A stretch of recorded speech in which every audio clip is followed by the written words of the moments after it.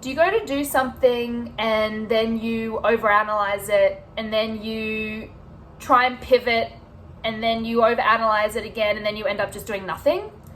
Literally, to get me to the point of pressing record on this video is exactly the process I just went through.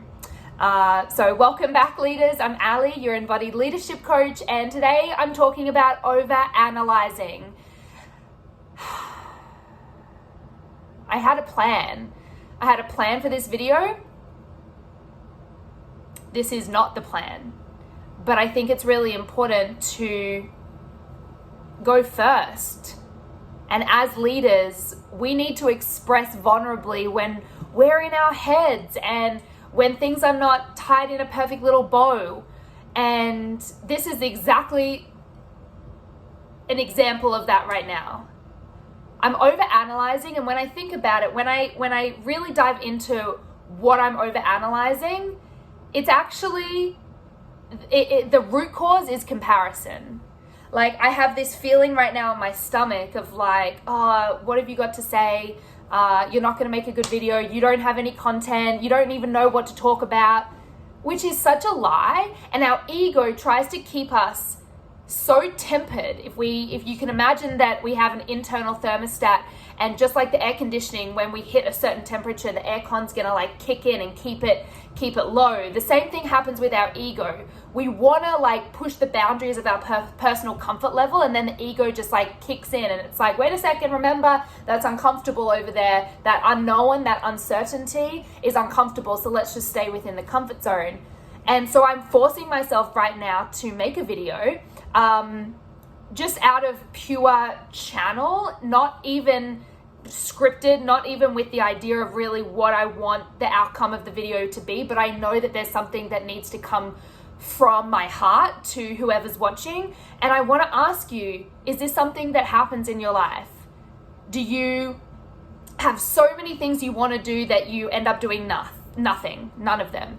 Do you have ideas, and because you start to compare yourself to others, you end up making no decision?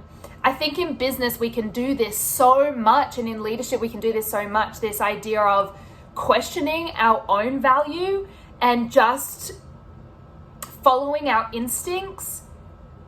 And before this video, I literally was scrolling on other people's Instagrams, thinking about like, aesthetic, how this is going to look, how, what I'm going to say, how they look on their screens. And I was like, wait a second, I have value to share.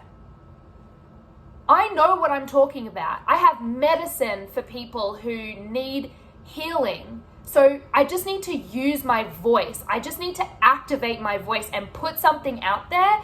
And I feel like once I do that, the ball starts rolling.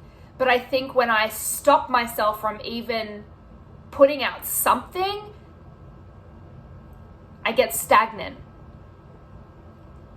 And so I'm really proud of myself that I'm making this video out of like necessity of activating my voice and telling my ego to go and sit on the red cross and get out of my consciousness for a second.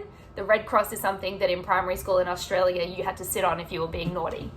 Like, ego, go and sit on the red cross while I decide to activate my voice, knowing that comparison is like my biggest enemy. And when we talk about, as a leadership coach, I support leaders in increasing their income and impact by unplugging from distraction.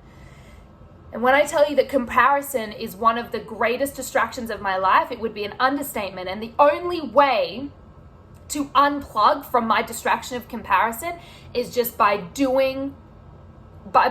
activating my voice, by actually going, no, sit over there, ego.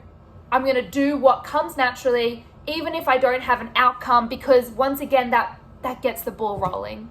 So I don't know who needs to hear this today. Are you someone that subscribes to the distractions around you, whether it's comparison or it's overanalyzing or it's scrolling, whatever it is? What are your distractions and how are you unplugging from those? I'm really proud of myself that I unplugged from my distraction of comparison right now, and I made a video on over-analyzing.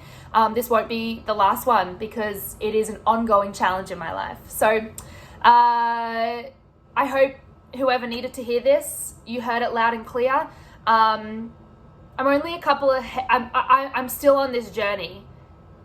I think we can present so put together, but best believe like I'm in it.